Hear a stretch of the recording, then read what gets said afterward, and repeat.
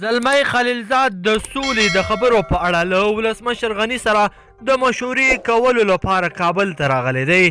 دا چې زلمی خلیلزاد به د سولې پروسه بیا یو ځل شروع کړي که نه، ایا طالبانو سره به افغان حکومت مخامخ خبرې وکړي که نه، هر څه را سره په دې ویډیو کې وګورئ، خو ویډیو را سره تر پایه پورې وګورئ. ګرانو لیدونکو السلام علیکم. د افغانستان د سولې لپاره د امریکا ځانګړی استازی زلمی خلیلزاد پرون چهارشنبې کابل ته راغی چې د افغانستان له ولسمشر سره د سولې د خبرو د بیا پیلېدو په اړه خبرې وکړي.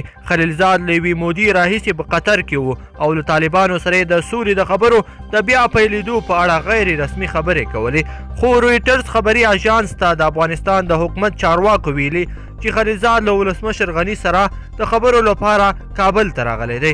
د امریکا ولسمشر ډانالډ ټرمپ د سپټمبر په 8 نیټه له طالبانو سره د امریکا خبرې وروسته له دې لغوه کړې چې طالبانو د خبرو په اوج کې حملو ته زور ورکړ. تېره اونۍ ولسمشر ډونالډ ټرمپ افغانستان ته سفر وکړ او د افغانستان له ولسمشر سره یې وکتل. دغې کتنې یو وار بیا د افغانستان د سولې لپاره هیلې ژوندۍ کړې.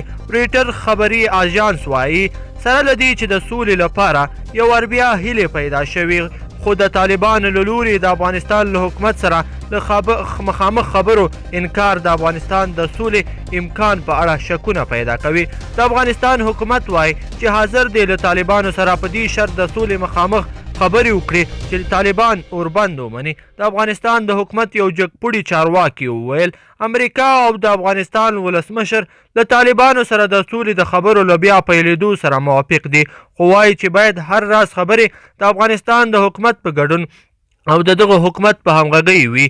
دغه چارواکي چې رویټرز خبري اژانس د هغه نوم نه دی اخیستی همدا راز ویلي چې د افغانستان د حکومت مخکې تر مخکې شرط دا دی چې تشدد باید کم او د اوربند سبب باید وشي. دا هغه څه دي چې امریکا یې هم غوښتونکې ده.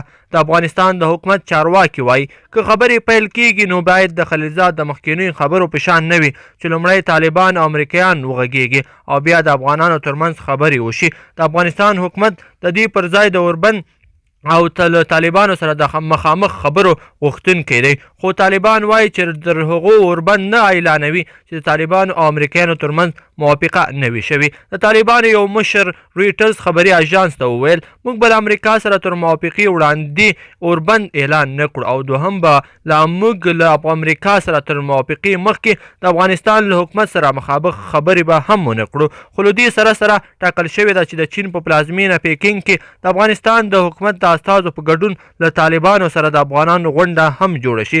ګرانو لیدونکو په دې هیله چې ویډیو مو خوښه شوې وي، که چیرې مو ویډیو خوښه شوې وي نو در سره لایک کړئ او نورو ملګرو او دوستانو سره هم شریک کړئ. مننه.